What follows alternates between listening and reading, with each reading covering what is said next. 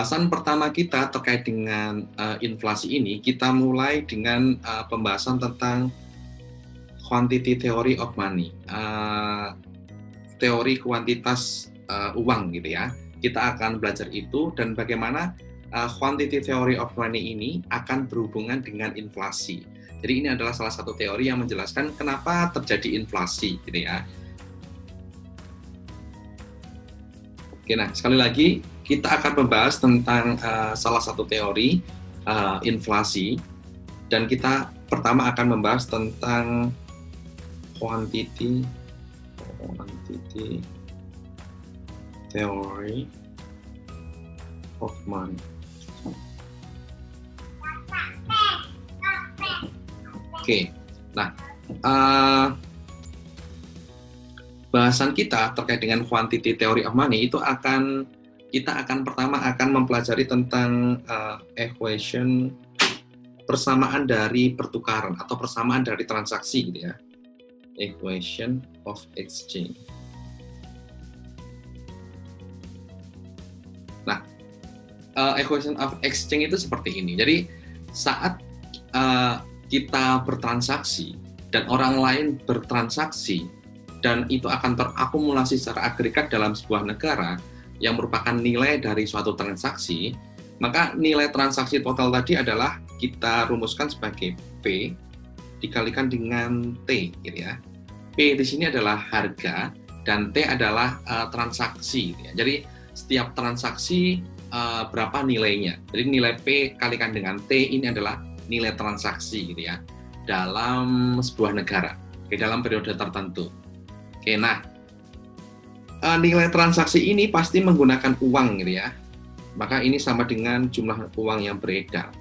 Oke, nah, jumlah uang yang beredar mungkin uangnya hanya nggak sebesar P dikalikan dengan T itu, tapi uang ini akan berputar gitu ya. Uang ini akan digunakan lagi dan digunakan lagi untuk transaksi. Nah, jika nilai uang yang beredar adalah M, maka untuk memberikan nilai terhadap transaksi P dikali dengan T itu perlu diputar, perlu adanya velocity. Nah, jadi kita rumuskan sebagai M, jumlah uang yang beredar dikalikan dengan jumlah peredaran uang, velocity. Oke, jadi kita mempunyai persamaan ini. Ini adalah persamaan pertukaran. Oke, kita memperoleh persamaan MV dikalikan dengan PT. Sekali lagi, M tadi adalah quantity of money, uang yang beredar. Kemudian V ini adalah velocity, kecepatan peredaran uang itu, atau berputarnya uang itu. Oke, ini adalah velocity of money. Kemudian P ini adalah price untuk typical transaction. Kemudian T ini adalah number of transaction gitu ya.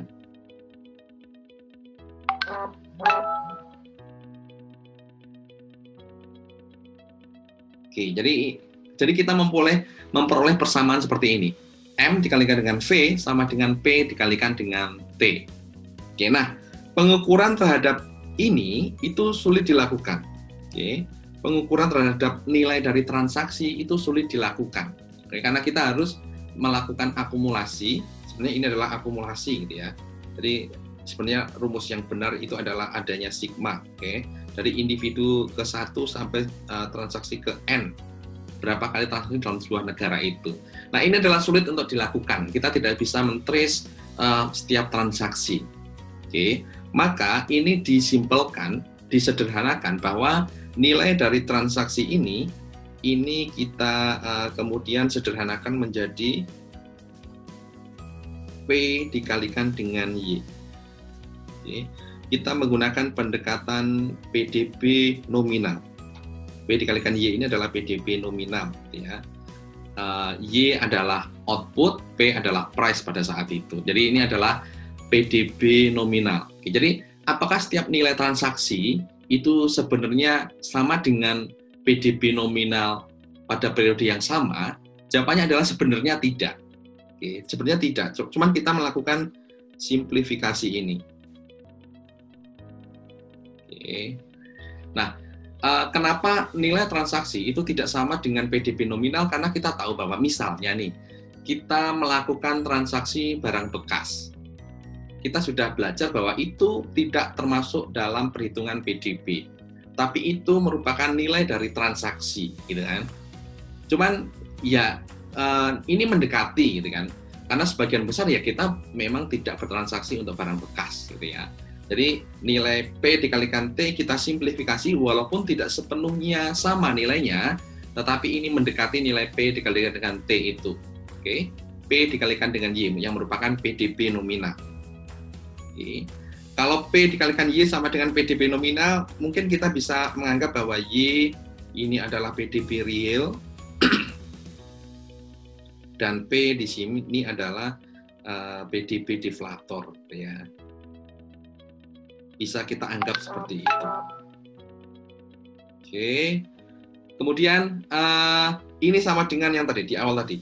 Ini sama dengan M dikalikan dengan V. Jadi M dikalikan V sama dengan P dikalikan dengan Y. Oke. Dari persamaan ini, kalau kita logaritmakan atau kita lenkan ya, MV sama dengan len PY.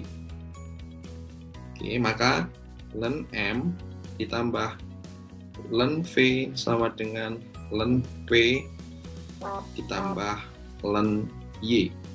Oke, len ini kalau kita sudah belajar matematika sebenarnya adalah mencerminkan persentase perubahan ya. Persentase perubahan M ditambah persentase perubahan V sama dengan persentase perubahan P ditambah persentase perubahan Y. Oke, nah kita tinjau dari persentase perubahan V ini. Oke, velocity of money, kecepatan uang itu beredar atau berputar itu dianggap konstan. Oke, ini dianggap konstan. Kalau di Amerika misalnya ini sekitar 8 gitu ya. Jadi kecepatan peredaran uang itu, V-nya itu dianggap konstan. Jadi perubahan dari V ini sama dengan 0 gitu ya. Karena V akan dianggap selalu konstan, nilainya 8 kalau di US. Oke, jadi delta V sama dengan 0. Maka dari sini kita memperoleh persamaan bahwa persentase perubahan uang ini sama dengan persentase perubahan P ditambah persentase perubahan Y. Oke, atau kita tulis persentase perubahan P ini sama dengan persentase perubahan M dikurangi persentase perubahan Y. Atau ini sebenarnya mencerminkan kalau kita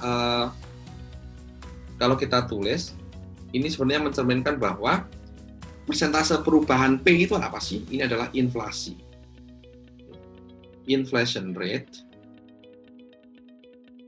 ini sama dengan persentase perubahan uang yang beredar dikurangi dengan pertumbuhan ekonomi. Persentase perubahan Y adalah economic growth gitu ya. Atau pertumbuhan ekonomi. Nah, dari sini inilah yang sebenarnya kita tadi di awal kita sebut sebagai quantity theory of money tadi. Kesimpulan kita adalah ini. Oke, quantity theory of money, kesimpulan kita adalah ini. Apa kesimpulan kita dari quantity theory of money ini? Bahwa sebenarnya inflation rate, inflasi ini terjadi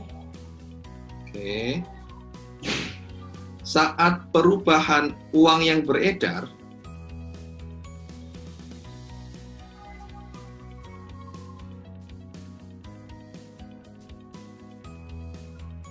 lebih tinggi daripada pertumbuhan ekonomi, lebih tinggi dari pertumbuhan ekonomi. Oke. Inilah teori yang menyebabkan inflasi. Inflasi itu sebenarnya yang terjadi karena memang jumlah uang yang beredar itu terlalu banyak intinya. Oke. kalau kita detailkan, perubahan uang yang beredar itu lebih tinggi daripada pertumbuhan ekonomi. Kalau ini terjadi, maka akan terjadi inflasi. Oke. Nah, dari sini berarti inflasi ini terjadi karena uang yang beredar itu terlalu banyak.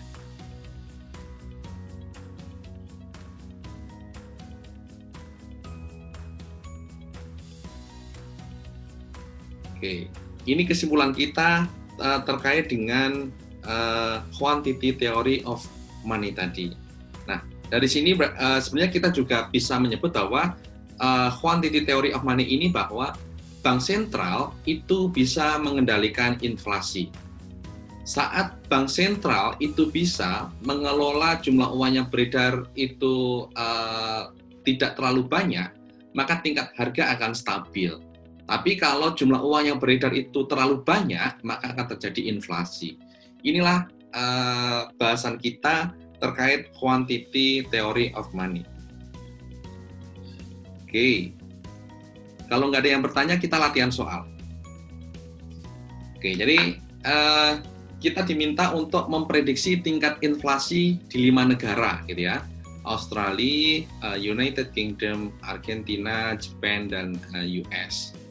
Ini kita memperoleh data pertumbuhan uang, persentase perubahan M, pertumbuhan dari money supply M2, dan juga growth of real GDP, artinya ini adalah pertumbuhan ekonomi. Nah, dari dua variabel ini kita bisa memprediksi tingkat inflasi di 5 negara ini.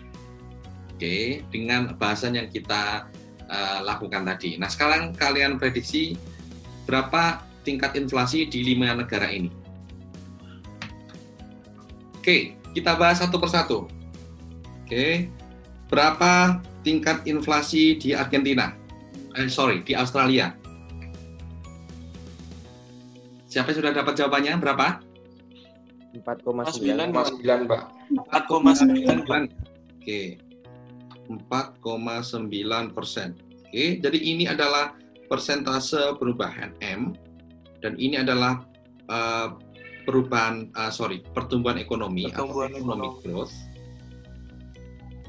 Padahal kita tadi mempunyai persamaan bahwa inflation rate itu sama dengan persentase perubahan M dikurangi economic growth. Oke. Dari sini kita tinggal mengurangi berarti bahwa Australia tadi adalah 4,9%, United Kingdom berapa? Negatif 5,1%. Negatif 5,1. Artinya United Kingdom akan mengalami inflasi, ya.